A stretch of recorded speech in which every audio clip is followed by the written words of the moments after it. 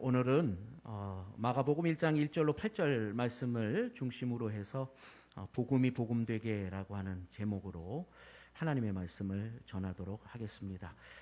이 자리에 와 계신 삼위일체 하나님께서 주시는 은혜와 평강과 능력이 여러분과 함께 하시기를 바랍니다. 아멘. 여러분 이제 다 잘 알고 계시겠죠? 이 복음이라고 하는 말의 뜻이 무엇인지. 유앙겔리온이라고 하는 헬라어인데요. 이 기쁜 소식이라고 하는 그런 의미입니다. 여러분 제가 이제 신학교 다닐 때에 그 당시에 이제 있었던 일이 누구냐 하면 이제 이 미국의 이제 메이저리그라고 하는 유명한 이제 프로 야구 이제 리그지요. 거기에 이제 한국 선수로서는 처음 발걸음을 내딘 선수가 있었는데 바로 이 박찬호라고 하는 투수였습니다.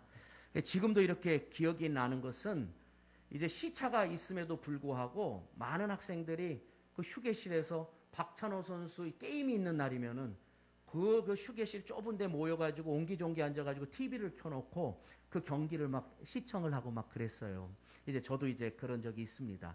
어떨 때는 이제 잠자느라고 못 봐요. 그러면은 이제 아침에 딱 일어나가지고서 하다 보면 아이들이 막 얘기해요. 야, 오늘 박찬호 선수가 이겼어. 그래요.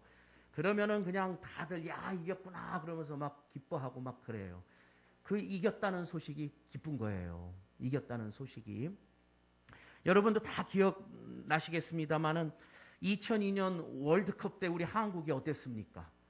이 중에는 아마 저희 안산에 있을 때 저희도 그랬습니다.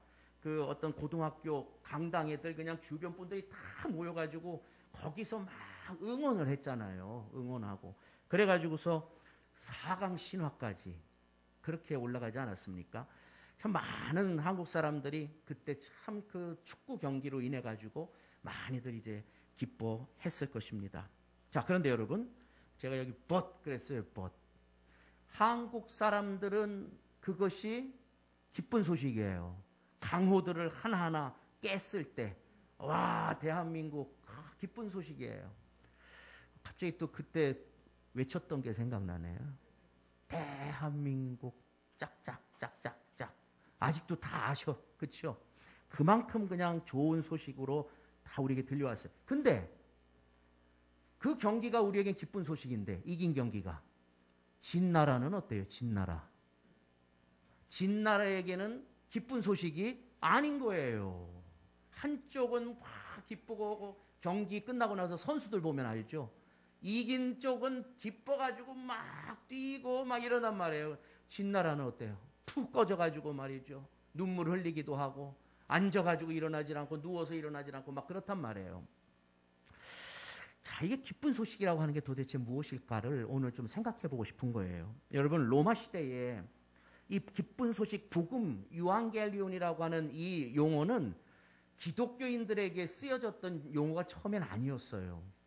그게 이제 그 당시 로마 사회에 이 복음이라고 하는 용어, 유앙겔리온이라고 하는 용어는 언제 사용했던 용어냐면 황제가 즉위를 한다든가 아니면 황제의 생일을 맞이했다든가 또 다른 나라와 전쟁을 했는데 전쟁에 이겼다든가 막 이랬을 때 그때 그것이 복음인 거예요. 그래서 사람이 전령이 와가지고 복음을 전하는 거예요. 기쁜 소식입니다. 이러면서 황제가 등극했습니다. 막 이러면서 그게 그 당시에 복음이었다라고 하는 것이죠. 자, 그런데 그 시대에 살았던 로마의 속박 속에 살았던 초기 교회의 그리스도인들에게는 복음이 뭐였느냐? 바로 그리스도, 메시아이신 예수님이 복음이었던 거예요. 그 시대를 살고 있었던 그리스도인들에게 예수님을 구주로 영접했던 사람들에게는 예수님이 좋은 소식이요, 기쁜 소식이었어요. 그러다 보니까 오늘 마가복음에서 첫 번째 나오는 말이 뭔지 여러분 아시잖아요. 하나님의 아들 예수 그리스도의 복음의 시작이다. 이렇게 얘기를 한 겁니다.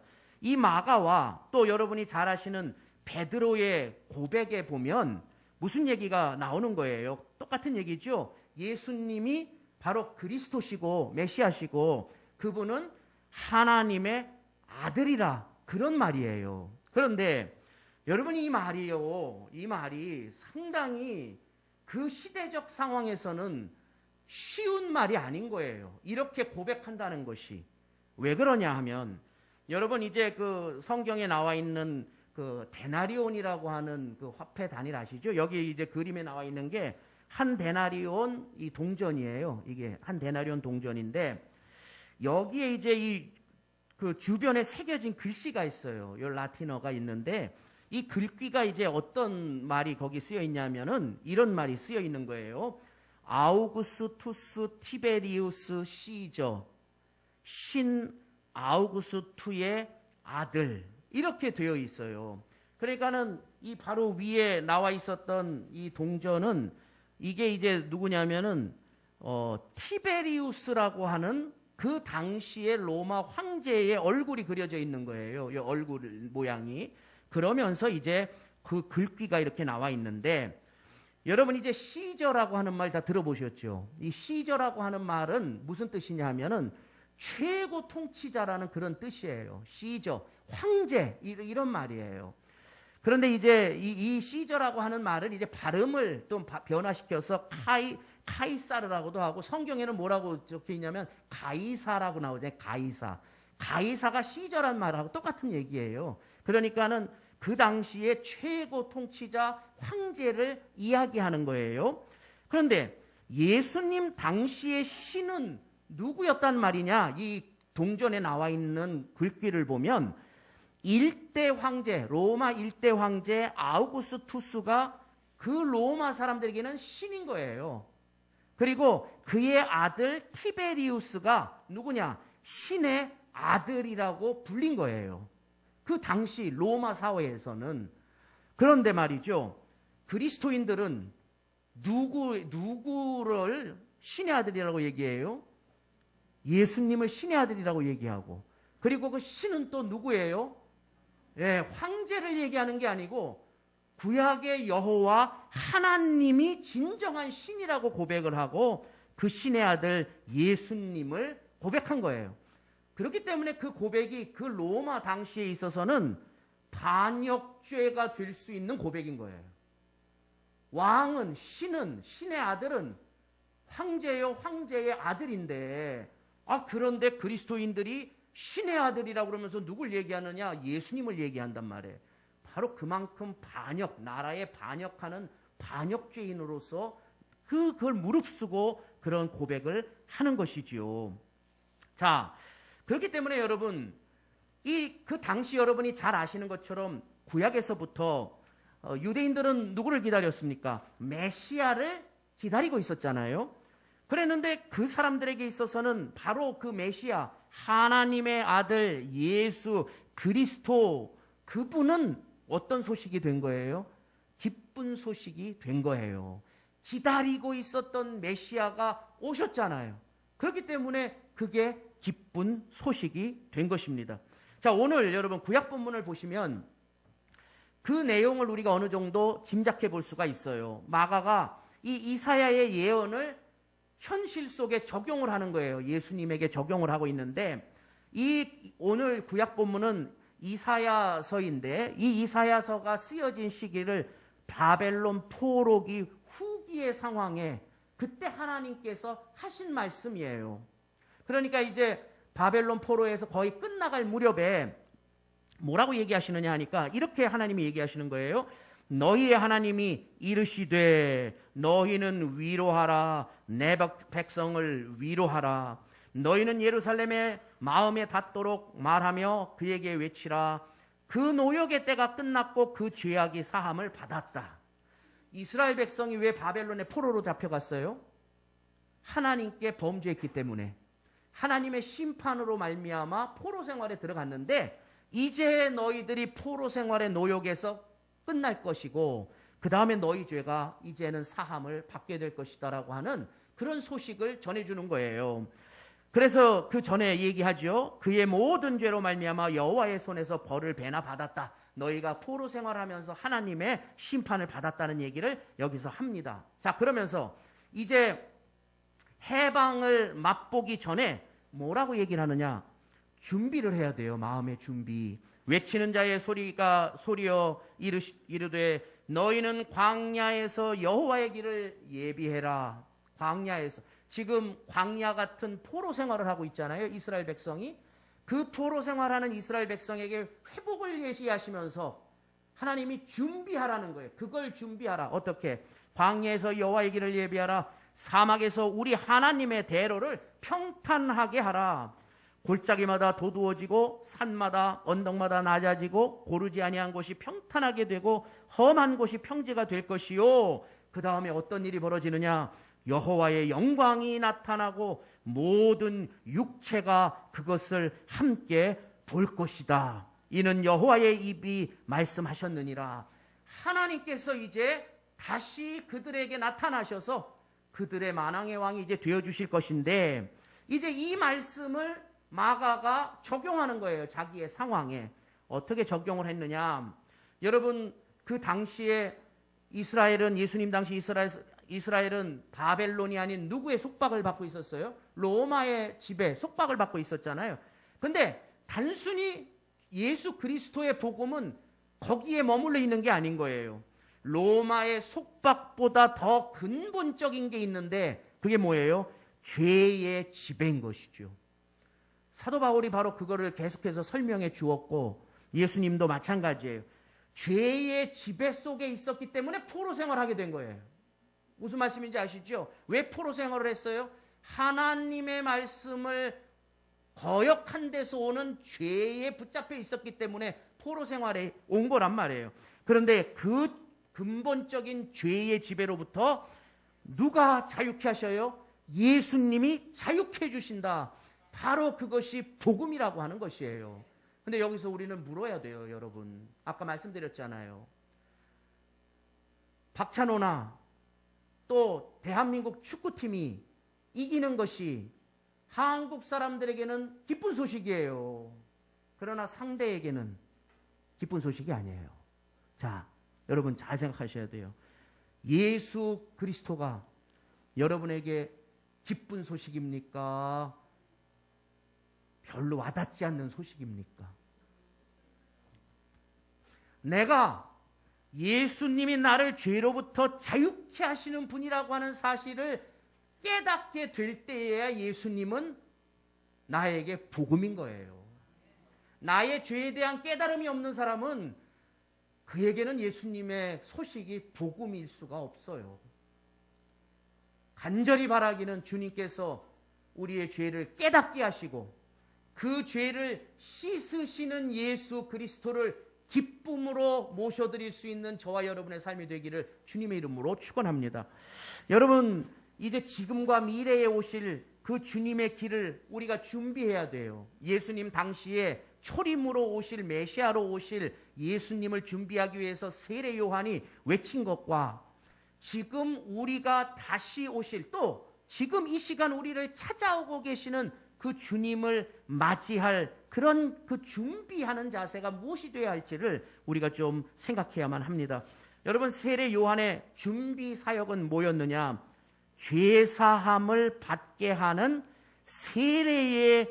세례를 전파하는 거였어요. 그렇죠? 오늘 본문에 나온 거예요. 죄사함을 받게 하는 회개의 세례를 전파하는 것이 바로 이 세례 요한이 준비했던 사역이에요. 자, 여기서 한번 보겠습니다. 회개라고 하는 말이 무엇입니까? 메타노이아라고 하는 그런 말인데, 회개는 마음의 변화예요. 회개는 오늘 그걸 확실하게 여러분이 아실 뿐만 아니고 마음의 변화를 경험하셔야 돼요. 마음의 변화예요. 회심한다 이렇게 표현해요. 돌이킬 회자죠. 마음이 돌이키는 거예요. 어디에서 어디로 돌이키는 거예요? 하나님으로부터 멀어졌던 마음이 다시 하나님께로 돌이키는 것이 회개예요. 여러분, 마태복음 15장 8절 말씀 기억하시죠? 이 백성이 입술로는 나를 공경하되 마음은 내게서 멀도다 그랬거든. 마음이 하나님께서부터 떨어져 나간 거, 이것이 죄예요. 처음에 죄를 꼭 기억하세요. 하나님의 말씀에 묶여 있어야 될 마음이 사단의 유혹의 마음을 빼앗긴 거예요. 하나님으로부터 마음이 멀어지는 것, 하나님으로부터 마음을 다른 것에 돌리는 게 죄예요. 회개는 뭐예요? 다시 멀어진 마음이 누구에게로? 하나님께로 다가가는 것이 그게 회개인 거예요. 여러분이 지금 이 자리에 와 계시지만 생각을 다른 데 빼앗기고 계시다고 한다면 이 자리에서 회개하셔야 되는 거예요. 그건 죄 가운데 있는 거예요. 하나님 없이 사는 것, 말씀 떠나 사는 게 성경은 죄라고 얘기하기 때문에 우리가 회개라는 바로 그거예요. 그러면 세례가 뭐냐? 세례라고 하는 것은 여러분 잘 아시는 것처럼 물세례를 얘기하죠. 세례 요한이 주는 것은 물세례, 죄 씻음을 의미합니다. 죄 씻음은 뭐예요? 옛사람이 죽고 새 사람이 살아나는 거죠. 이사야서에 이렇게 얘기하고 있어요. 왜 이 죄 씻음이라는 게 중요한가? 이사야 59장 2절, 오직 너희 죄악이 너희와 너희 하나님 사이를 갈라놓았고 너희 죄가 그의 얼굴을 가리어서 너희에게서 듣지 않으시게 함이다 그랬습니다. 하나님과 우리 사이를 갈라놓는 건 뭐예요? 죄예요, 죄. 하나님의 얼굴을 보지 못하게 하는 게 뭐예요? 죄라고요. 그런데 예수님께서 오셔가지고 그 죄를 십자가의 보혈로 씻으셨잖아요. 그러면 우리가 다시 하나님을 어떻게 된다는 얘기예요? 본다는 거예요. 하나님을 친밀하게 느낀다는 거예요. 영적으로 본다는 얘기를 하고 있는 거죠. 하나님은 영이시니까. 하나님이 멀리 계신 공허한 한 존재가 아니고 가까이 계신 나를 사랑하시는 살아있는 하나님으로 내가 하나님을 느끼게 된다라고 하는 것이 바로 하나님을 본다는 것인데 그것이 무엇으로 말미암아 가능하냐? 죄가 씻음 받아야만 가능한 것입니다. 그런데 그것을 바로 누가? 세례 요한이 물세례를 통해서 회개 세례를 통해서 그 일을 감당했다는 거예요. 자, 그렇기 때문에 이거를 정리하면 회개 세례라는 것이 무엇이냐? 한번 읽겠습니다. 같이. 회개 세례는 하면서 제가 딱 하면은 뒤를 읽으세요. 회개 세례는 하나님을 떠났던 우리의 마음이 죄 씻음을 받고 하나님께로 돌아오게 하는 것이다. 이것은 곧 하나님과의 친밀한 관계가 회복되어지는 것이 바로 회개의 세례인 것입니다. 자, 여러분 근데 여기서 우리가 한 가지 오늘 말씀을 통해서 기억해야 할 게 있습니다. 회개의 세례, 죄 씻음의 물 세례는 뭘로 꼭 이어져야만 하느냐? 성령의 세례로 이어져야만 합니다. 죄 씻음의 물 세례에서 끝나서 안 돼요. 그 뒤에 성령의 세례로 꼭 이어져야만 합니다. 사도행전 1장 4절에서 5절 보세요. 사도와 함께 모이사 그들에게 분부하여 이르시되 예루살렘을 떠나지 말고 내게서 들은 바 아버지께서 약속하신 것을 기다리라. 요한은 물로 세례를 베풀었으나 너희는 몇 날이 못되어 성령으로 세례를 받으리라. 이렇게 말씀하셨단 말이에요. 물 세례 받은 다음에 뭐가 필요하다고요? 성령 세례가 필요하다는 거예요. 오늘 세례 요한이 한 얘기도 기억하시죠? 나는 너희에게 물로 세례를 주나 내 뒤에 오실 분은 너희에게 뭐로? 성령으로 세례를 주실 것이다 그랬어요. 자, 사도행전 2장 38절 베드로가 성령 세례를 받은 후에 설교하면서 한 얘기예요. 뭐라고 그러나 들어보세요. 너희가 회개하여 각각 예수 그리스도의 이름으로 세례를 받고 죄사함을 받으라. 그리하면 성령의 선물을 받을 것이다. 성령의 선물을 받을 것이다. 그러니까 항상 뭘 얘기하고 있어요? 물 세례에 그치지 않고 뭐가 필요함을 얘기하고 있어요? 성령 세례를 받아야 함을 얘기해주고 있다는 거예요. 자, 그러면 성령님이 누구에게 임하시는가? 여기서 우리가 그 순서를 볼 수 있죠. 회개한 영혼에게 성령이 임하십니다. 회개하지 않은 다른 것에 빼앗긴 영혼에게 성령이 임하시는 게 아니고 주님 앞에 회개하고 하나님 앞에 돌아오는 영혼에게 누가? 성령이 임하셔요. 하나님께 돌아오는, 하나님을 찾는, 하나님을 바라는 영혼에게 성령이 임하십니다. 저와 여러분에게 이 성령의 충만히 임하심이 임하기를 간절히 축원합니다. 성령이 임하셔야 돼요. 여러분, 마지막으로 성령의 세례가 왜 중요한가? 성령의 세례가 왜 중요한가? 성령은요, 우리에게 능력을 주십니다. 권능을 주세요. 여기 보시면 사도행전 1장 8절. 오직 성령이 너희에게 임하시면 너희가 권능을 받고 예루살렘과 온 유대와 사마리아와 땅 끝까지 이르러 내 증인이 된다 그랬습니다. 자, 성령님이 어떤 권능을 주시느냐? 예수님의 뭐가 되게 하시는 권능? 증인이 되게 하시는 권능이에요. 자, 그러면 예수님의 증인이 누구냐 하는 거예요. 예수님의 증인. 예수님의 증인은 어떤 사람이냐?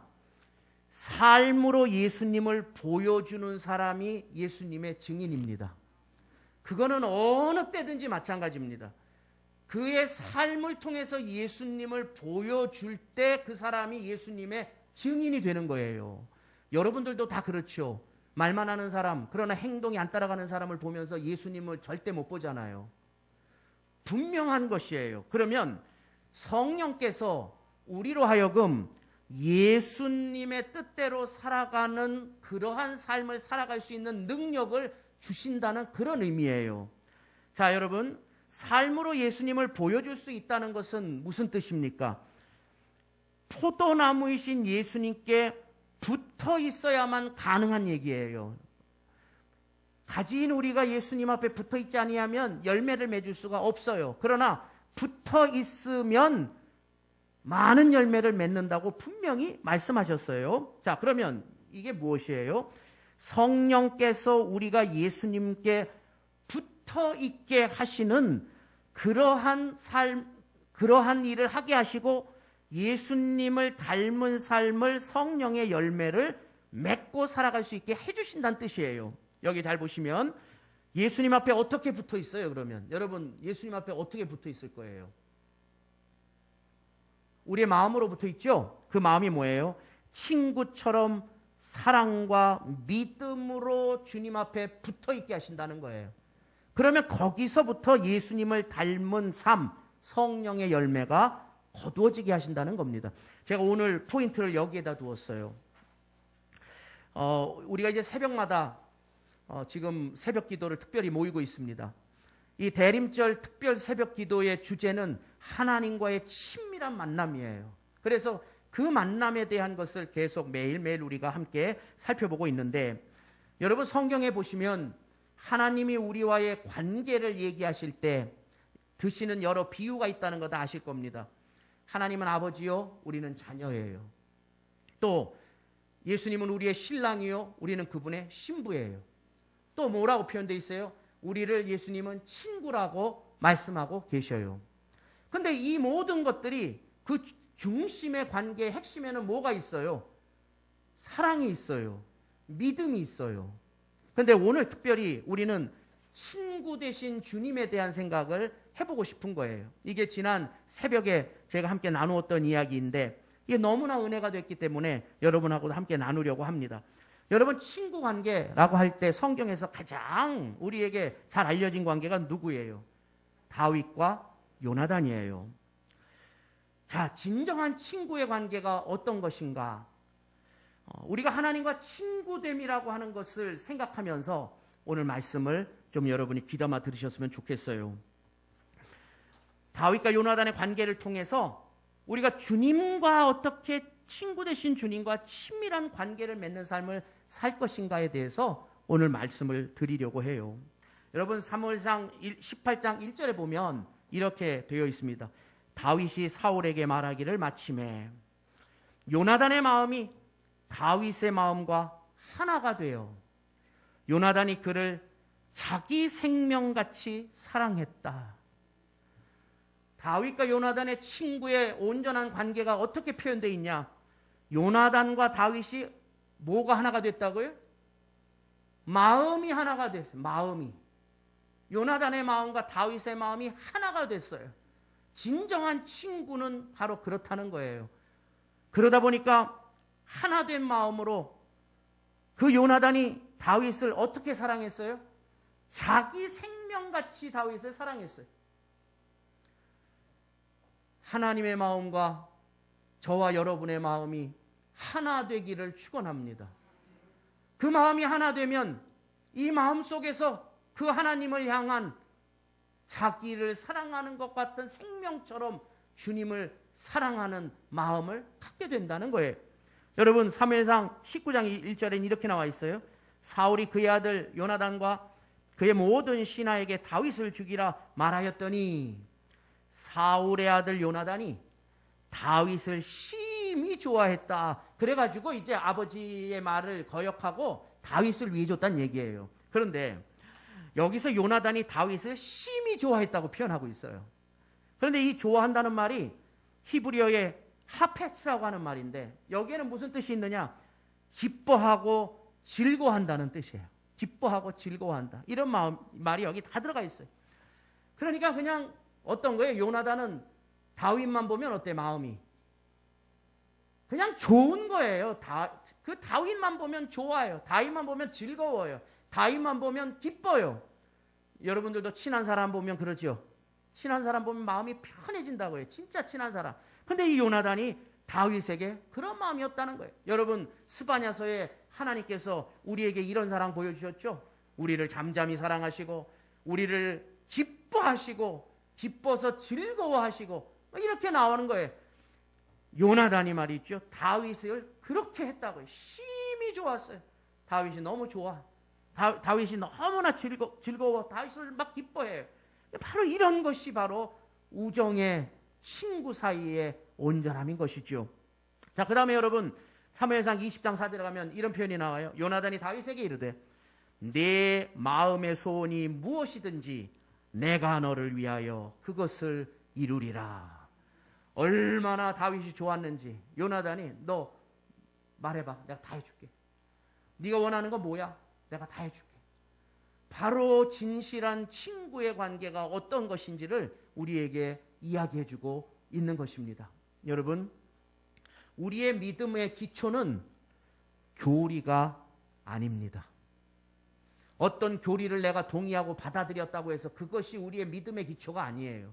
우리의 믿음의 기초는 하나님과의 만남이요, 하나님과의 친밀한 사귐에 있음을 아시기 바랍니다. 그것이 가장 중요한 것입니다. 간절히 바라기는 오늘 이 자리에 성령께서 우리로 하나님을 내 생명같이 사랑할 수 있고 또 하나님과 마음이 하나 될 수 있고 하나님을 심히 좋아하고 하나님을 내가 기뻐하고 심히 즐거워하고 하나님의 소원을 이루어 드리기를 원하는 그러한 새 사람의 마음을 회복시켜 주시기를 간절히 축원합니다. 여러분, 하나님은 무엇이든 원하고 바라고 기도하는 자들에게 주시는 분이십니다. 우리가 그렇게 주님 앞에 내 자신을 겸손히 인정하고 주님께서 오늘 깨달아 알게 해주신 이 말씀을 간절히 원하고 바라고 기도하며 나아갈 때 주님께서 저와 여러분의 영혼을 만져주셔서 우리로 하나님이 기뻐하시는 하나님의 참백성이 될 수 있도록 인도하여 주실 줄로 믿습니다. 모든 지각에 뛰어난 하나님의 평강이 그리스도 예수 안에서 여러분의 마음과 생각을 지키시기를 바랍니다. 우리 이 시간에 우리에게 주신 하나님의 말씀을 붙잡고 기도하려고 합니다.